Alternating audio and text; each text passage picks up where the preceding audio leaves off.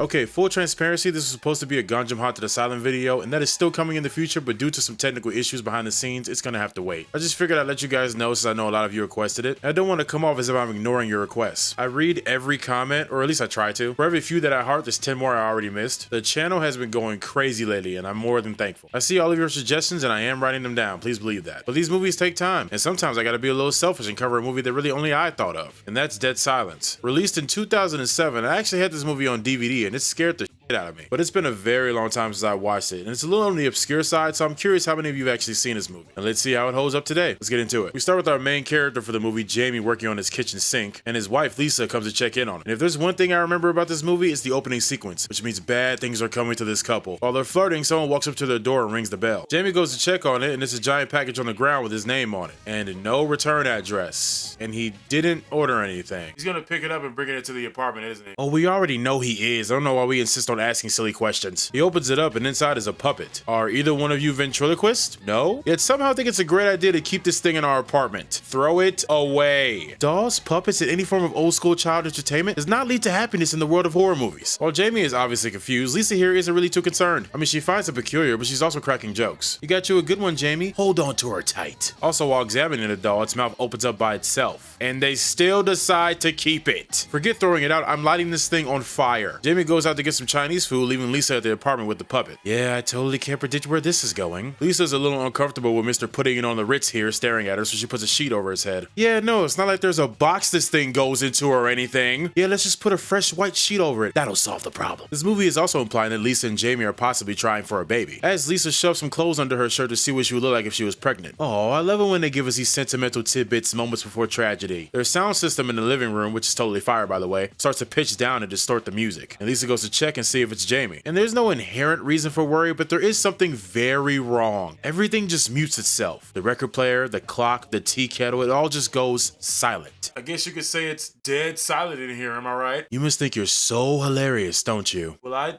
thought it was funny. Only you, I promise. However, amidst the silence, Lisa hears someone laughing. And look at Lisa's face. Regretting that sheet thing now, huh? Cause this is infinite times more scary than just putting this fucker back in the box and calling it a night. Lisa slowly makes her way over to the sheet as it leaps off of the puppet and onto her, launching her outside of the room. She gets the sheet off of her head and proceeds to throw up blood as she slowly turns around and gets dragged towards the camera. And I think we all know this sentence was coming eventually. Well, Lisa's dead. However, Jamie doesn't know that yet, so let's see what our main protagonist finds behind door number 1. Oh god, okay, she's like super dead. That's unsettling. Let's just put the sheet back on for now. We get these cool transitional shots of Jamie's reaction, from the police and paramedics showing up to Jamie arriving at the police department. And I'm sure this is how it feels in real time. Everything is just blurry and confusing. You're recounting steps, going over this scene a million times in your head, wondering why my babysitter's a vampire got canceled on a cliffhanger. Very critical thoughts. And I want to add a side note that I hate both of these cops. Insensitive, assholish. The only thing that would be more appropriate would be this guy eating an apple or some shit. But this isn't cinema sin, so point taken away for creativity.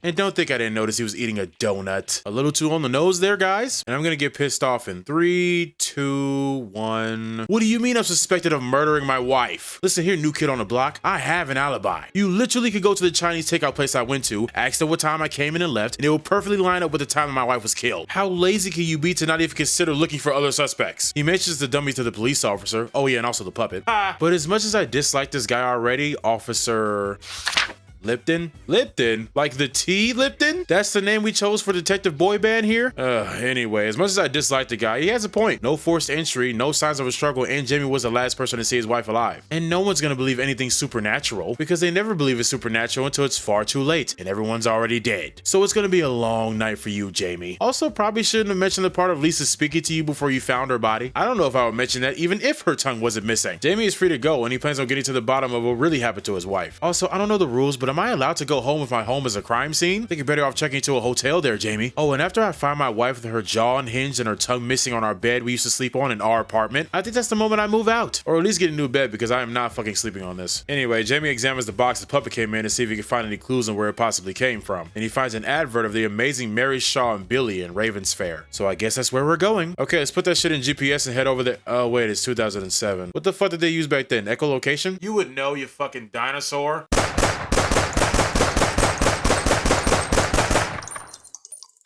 I don't think we'll be hearing from him for the rest of the video. Jamie gets in his car and hits the road. I don't know how I would feel driving with this creepy fuck in my backseat. He gets to Ravens Fair and wait, Ravens Fair is a town? A ghost one at that. A bunch of closed and going out of business signs everywhere. And there's pretty much no one on the street. This is depressing. Jamie pulls up to a gate and approaches a big mansion. A woman opens the door and gee willikers. You are so easy. How are you alive? Anyway, this is apparently Jamie's stepmom, Ella, which means this big ass mansion belongs to his dad. Oh, we got a rich kid on our hands. Living in that modest apartment. Let me guess. You didn't want any handouts? Didn't want to live off daddy's money? I respect that. Would you do it? Oh, not at all. If my dad was rich and was willing to give me money on a regular basis, I'm for sure taking it. I said I respected it. Didn't say I would do it. We meet Jamie's father, Edward, and he's confined to a wheelchair due to a stroke from 2 months ago. And he's seen better days. We can imply from Jamie's attitude that him and his father didn't have the best of relationships. He's not interested in this sudden personality change his father claims he went through, trying to be a better man and all that. His real goal was to ask his father about a poem his mom would tell him when he was a little boy. Beware the stare of Mary Shaw. She had no children, only dolls. And if you see her in your dreams, be sure you never ever scream.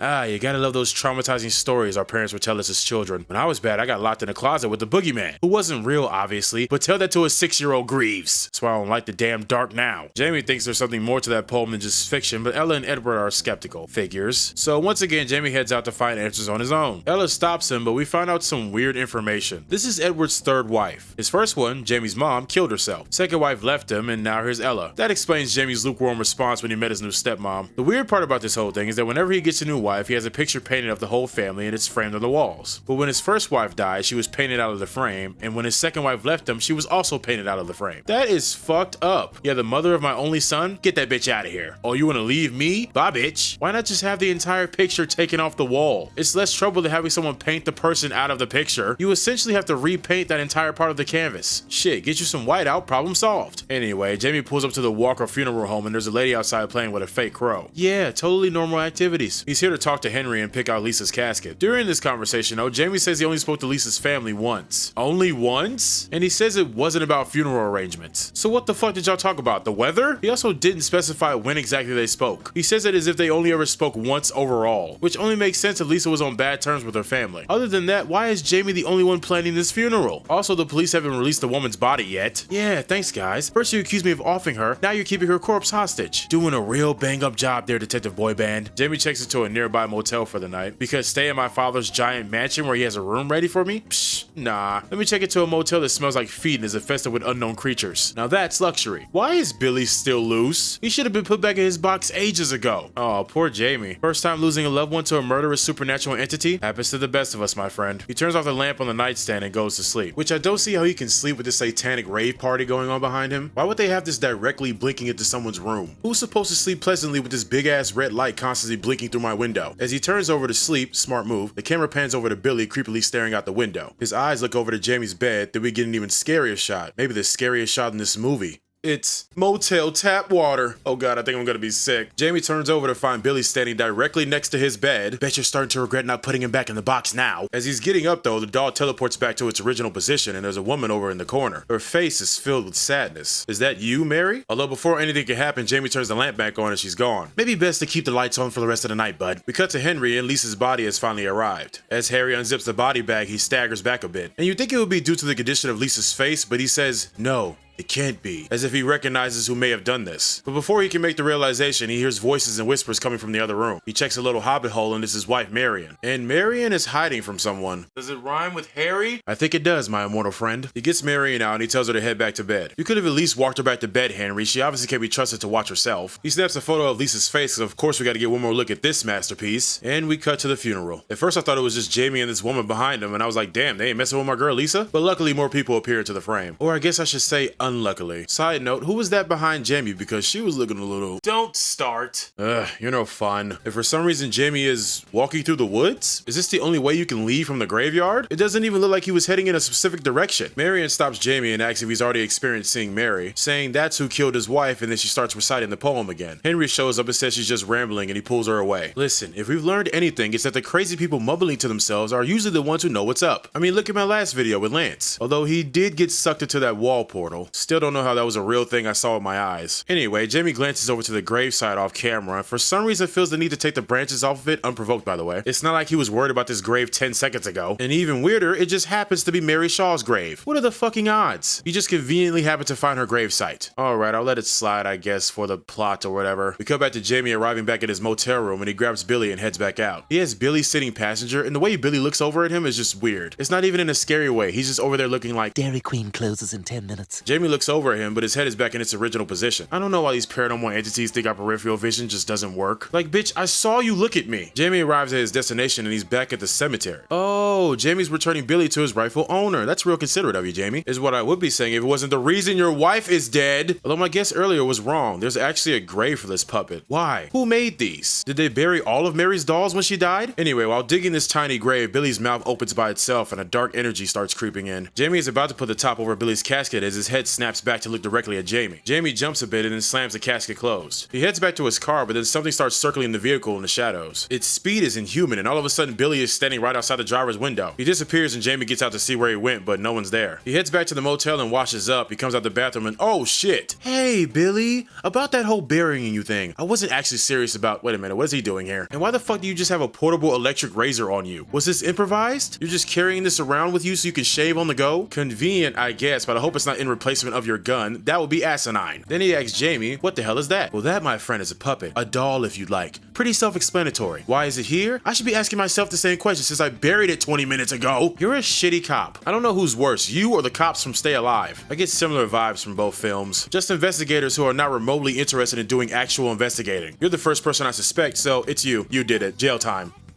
Detective Boyband asks Jamie why he buried the doll since it's considered evidence. If it was so important to you, then you wouldn't have let me go back home, and you definitely should have had a cop on standby. He also informs him that he's the #1 suspect in his wife's murder. Yeah, thanks. I'm happy you came all this way to tell me that. Listen, can you do me a favor? Fuck, and I can't stress this enough, off. It would be very much appreciated. I hate this guy. With a passion. Not only is he making jokes at my wife's expense, he's smiling while doing so. Jamie is about to give him the work, but he has to remember this is a police officer. Fuck him. Agreed. However, he is the #1 suspect, so following the law it is. Burger King takes the doll and leaves for the night. Oh yeah, and he's also checked into the room right next to him. Go away. Also, the humor they try to give this character is like dry teacher humor. Like that one teacher who's funny when they're not trying to be and then not at all when they're intentionally doing so. His vocal tone is just one note. It's like they told him to not sound interested in any of the lines he delivers in this movie. Wahlberger heads out and Jamie takes the opportunity to grab the doll and look for some answers. He heads back to the Walker funeral home and goes inside to talk to Marion. However, she's uncharacteristically quiet all of a sudden. You can approach me when unprovoked, but when I'm trying to talk to you on purpose, I get the silent treatment? Maybe there's a method to the madness. Henry asks Jamie where he got the doll, saying he's not supposed to have it. Oh, you've been holding out on us, huh, Henry? He takes Jamie inside to tell him the story of Mary Shaw. Also love how he told Jamie to not say her name 5 minutes ago and then proceeds to say it. Maybe I'm the crazy one. Or maybe it's just opposite day every day in this movie. Henry tells Jamie the story of when he was a little boy and went to see Mary's show. Mary walks on the stage and opens the box that Billy should be in, but he's not there. She points out to Henry to check under his seat, and Billy's there. He hands him back to Mary, and Billy thanks him. Also, somehow he knows Henry's name already? This is a ventriloquist and magic show? I'd say this is a pretty good deal. I mean, how much was it to get in here? A quarter? 2 rocks and a baseball card? I'd say we're getting the best bang for our buck. Also, I don't know if I'm freaked out or if that saying is just not aging well. While the show is going on, some kid points out that he can see her lips moving. Dude, you must be so fun at parties. Who sees everyone enjoying themselves and having a good time and decides to yell this out? I guess kids tend to act off their impulsive thoughts, but there are other children in the audience who didn't make any type of remark. You just had to be that one guy, huh, kid? Billy looks over in his direction like, I know the fuck you didn't, and he starts going off. And in turn, the crowd starts clapping at his reaction at the kid calling him out. And the show is saved. It was easier to please people back then. Also, Henry just had the straight face the entire show. Who invited you here, Henry? Is this a field trip? At least try to enjoy yourself. Also, this kid's dead. Yeah, Henry finishes the story saying a few weeks later he went missing without a trace. Damn, Mary, kids don't know any better. You could have cut him some slack. I can see why you ain't got no kids. Imagine your brother forgets to do the dishes one week and he's missing the next. Now your mama wanna gaslight you into believing he never existed. Henry suspected that Mary had something to do with the little boy's disappearance, but soon after she was murdered, and they never found out who did it. Mary had put into her will that she wanted her dolls to be buried with her, which now explains why everyone has a grave, including Billy here. Also, she had 101 dummies. What in the Disney fuck is going on here? Henry's father was the one who worked on her body and she was brought to his mortuary. Also, I love the flashback shots of current day Henry telling the story as younger Henry walks down the stairs. Or should I say sneak down, because he's obviously doing something he should not be doing. We also come to learn that Mary requested to become a doll herself. The hell does that mean? I don't know, and I'm afraid to find out. But for some reason, Henry decides to sneak in and take a peek at Mary's body. I don't know what child is this curious about such a thing. I've seen a dead body before, and my curiosity stopped right fucking there. However, while looking at the body, Henry stumbles over and Mary's corpse comes with him. And Henry's dad listened to Mary's request? I guess since it's in the will, he had to do it, but how do you even go about turning someone into a doll? I feel that's a particular skill that you can't guarantee a random mortician to know how to do. Also this? Yeah, no, this is fucking terrifying. There are some shots in this movie that still creep me the hell out, and this is one of them. Question though, how long has the Mary Shaw poem been a thing? Was the story already being told when she was alive? Because Henry already knows not to scream here, and she had only just been killed. Anyway, Henry's dad finds him and takes him back to his room, and that's the end of the story. Since her death, my comment about this being a ghost town earlier was an unintentional truth, because she goes on a killing spree after this. She got a UAV, a chopper gunner, and she about to call in raps. Literal entire families murdered and found without their tongues, and she posed them as if they were taking a family portrait. My question is, why? What was the driving force for Mary to start killing the townsfolk? They obviously appreciated her talent. She had a sold-out show, and Henry says the killing won't stop until the screaming does. Well, tell Mary to go haunt a fucking library then. You pop into my dream looking like this and expect me not to have a reaction? I feel like it might have something to do with her murderer. The ass is thickening, my friends. Don't you mean the plot? I know what I said. Jamie heads to the old theater that Mary lived in, and for some reason Detective Boyband is digging near Mary's grave? For what purpose? I thought Jamie was your guy. You have no other reason to be here unless you suspected that Lisa's murder has something to do with Mary Shaw. Also, why does Donnie Wahlberg insist on whispering all his lines? I can barely hear you over this oogly boogly symphony in the background. We cut back to Jamie, who has just arrived at the theater, and ooh, this place has seen better days. Kinda reminds me of those old photos of abandoned Disney parks. The walkway is completely submerged in water, so Jamie hops into a small boat and whoa, back up. Why is there conveniently a boat here to paddle to the other side? Who comes here often enough to where they felt the need to leave a boat here at all times? Last time I checked, y'all don't even want to hear the woman's name, let alone go to her house. Jamie arrives at the theater entrance and heads inside. Nature had its way with this place, that's for certain. He continues to look around until he finds a walkway up top to go across. Oh look, they're giving us a close-up of how unstable this walkway is. I'm sure it won't be relevant later in the last act or anything. He goes to a door and finds his way into Mary's living quarters. You guys know how I feel about cobwebs. I feel itchy just looking at this. Jamie finds an old suitcase with a book inside. In it, there are sketches of the human anatomy, different sizes for different ages and body types, and written at the top it says to make the perfect doll. Wait a minute, my grieve senses are tingling. My theory is that Mary's goal was to somehow use the human body to make the most realistic perfect doll she could possibly make. Although she was murdered before she could reach such a twisted goal. Although she couldn't have taken up knitting or something, read a good book, learn a new cookie recipe maybe. Oh, murder a child and attempt to turn him into a doll? Shit, I'm pretty sure there's a YouTube tutorial on that. But something else is interesting about the boy that disappeared. His name was Michael Ashen.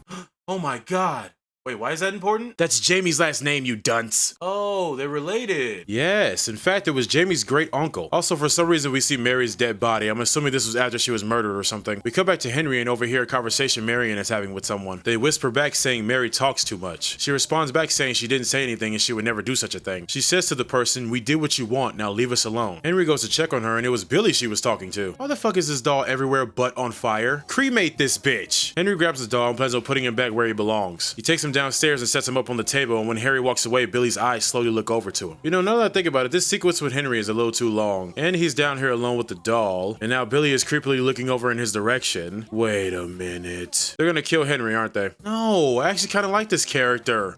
So Henry hears someone in a little hobbit hole again, so he assumes it's Marion doing her typical Marion things. He heads inside to get her out, but something is different this time. Marion is usually whispering to herself or talking in riddles, but this time she's crying. No words, just crying. That's not Marion, is it? Why do you ask if you already know the answer? I know you're not talking. The door behind Henry closes and now he's trapped. He bangs on it, asking for Marion to open it as he still thinks it's her down here. Henry hears something in the distance as a pale hand appears around the corner, and he turns around to find Miss Shaw staring at him. He backs away and screams as Mary takes his tongue in the blink of an eye and eats it afterwards. Why is that a thing? I understand the story. If you see her, never ever scream, but she eats all the tongues she takes? As a matter of fact, she's just technically collecting the tongues and adding it onto her own, which is even more weirder. What type of freaky ass timing is this old lady on? Also, I'm mixed on this scene for a couple of reasons, but let's get the big glaring issue out of the way.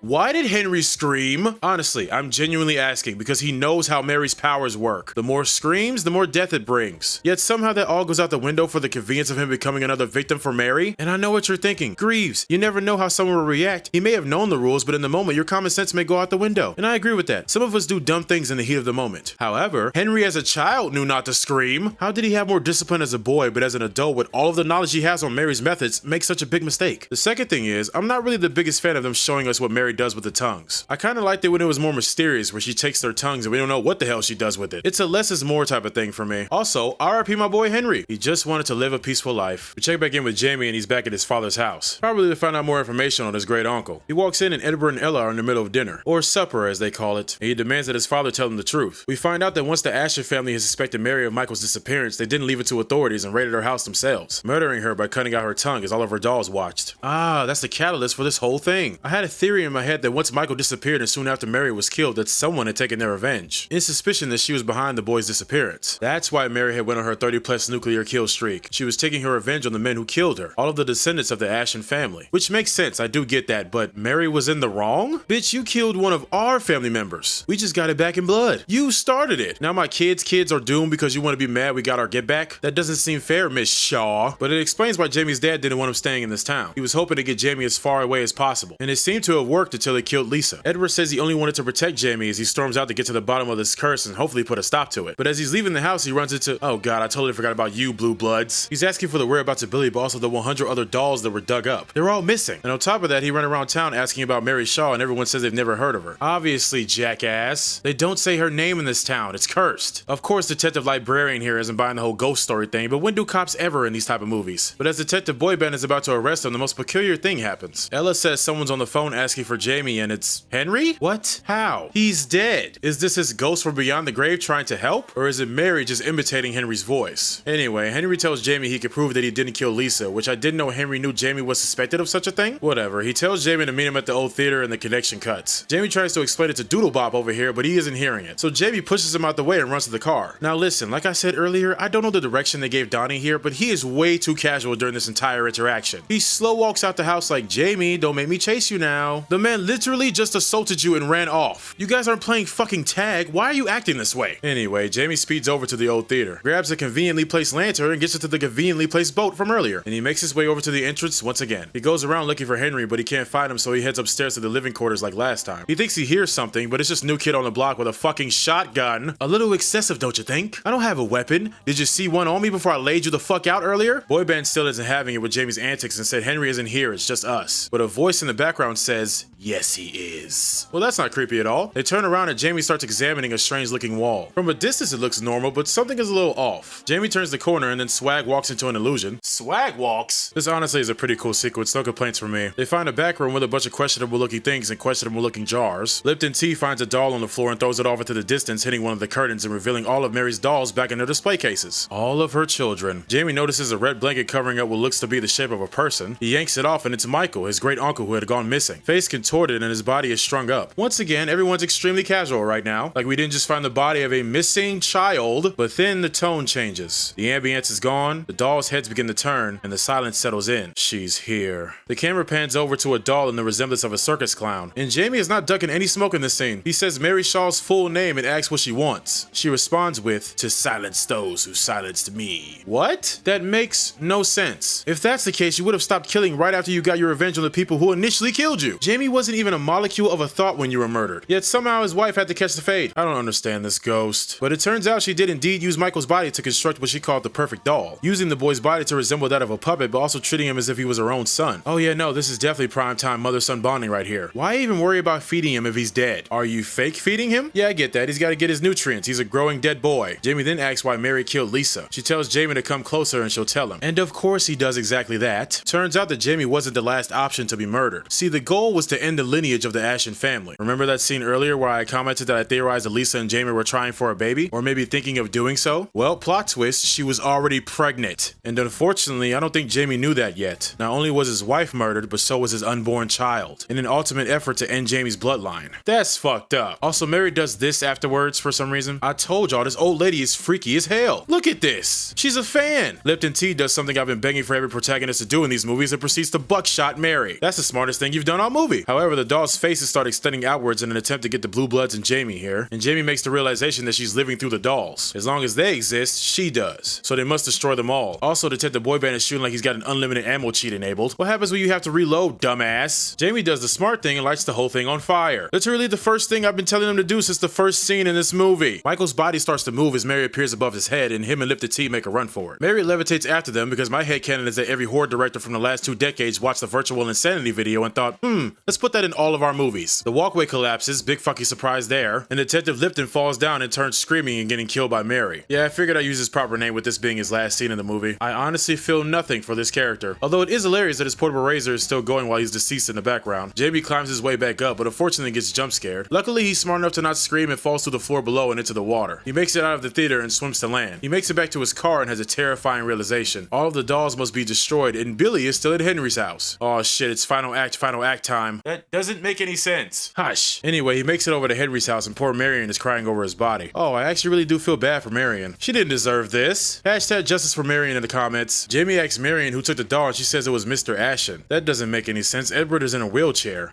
Unless he's faking it. That dirty son of a bitch. Sorry, Jamie's grandma. Jamie heads out and rushes over to his father's house. But as he reaches the top of the stairs, the sound of the clock stops and the roaring storm outside can no longer be heard. Oh shit, Mary's already here. Well, demons do be having an expedited shipping. Although somehow he still gets to Billy before Mary can. She rushes towards him and before she can make it to him, he throws Billy into the fire. Mary shrieks in pain and reverts back into the darkness. But that's not the end. This next scene is, oh boy. Jamie spots his father over in the corner and makes his way towards him. He calls out for him, but it turns out his dad was never alive. He finds his back completely hollowed out, replaced by a wooden stick. That's right. Ella was the one making it seem like his father was speaking, using his body as a literal dummy. And that's when it all clicks. Jamie starts going through all of the events that occurred, putting the puzzle pieces together while also having an orgasm? I don't know why he needs to be making these faces while he's having this realization, but whatever. Ella was possessed the entire time, being used as a vessel for Mary, finally fulfilling her wish of having the perfect doll, orchestrating all of the events leading up to Lisa's death, and Jamie's inevitable return to Ravensfair. She appears behind Jamie asking him, now who's the dummy? As Jamie screams, and we can probably guess what happens after that. Okay, I think we all knew this was coming. Hit it. The twist, I will admit, is kinda cool. It's interesting to say the least. But one, look at Edward. He looked dead the entire time. And yes, some people could look a little iffy in their last days, but this is obviously a man who's no longer alive. She did a terrible job if she applied any makeup because I can't tell at all. Two, after all of that, Jamie losing his wife and his unborn child, going back home, trying to investigate what's really going on, discovering what happened to his great uncle, understanding the way that this curse works, and going through all of the trouble of getting rid of these dolls, he screams? Why? Why would he do that? According to her rules, you scream, you die. And he knew not to scream back at the theater, but now he decides to? My ending would have had Ella ask Jamie, now who's the dummy? And he replies with, still you. Boom, buckshot. With the gun he should have stolen from Detective Boyband. And three, I hate that Mary won. She's still in the wrong. I can't believe we let this bitch win. And we get an even more mindfucked ending as we see Jamie, his wife, Lipton T, his dad, and Ella all in the puppet display cases. As Mary closes the book and the movie cuts to black. And that, my friends, was Dead Silence. Man, what a doozy this movie was. Listen, there's a lot of things that don't make sense in this movie. The plot and the actions of a lot of the characters in this are questionable. But I will say this movie is still scary at times. Gotta remember this is coming from the same guys who made Saw and Insidious. And there are shots of Mary in this film that remind me of the Bride in Black from Insidious. I say if you turn your brain off for a little bit and enjoy it for what it is, you'll probably have a good time with this. Like I mentioned earlier, I had this movie on DVD. Me and my family had rented it from Blockbuster, and yeah, it scared the shit out of me as a little boy. And some parts of it still gave me a little jump during my rewatch. All in all, I said the movie is solid. I had a good time revisiting this one after so many years. Have you seen Dead Silence? And if so, tell me what you think about it in the comments below. If you haven't, give it a watch. I'd say you can find some entertainment out of it if not for Donnie Wahlberg's performance alone. Like and subscribe if you enjoyed today's video and also hype it up if you can. My name is Greaves and I will see you guys in the next one. Peace!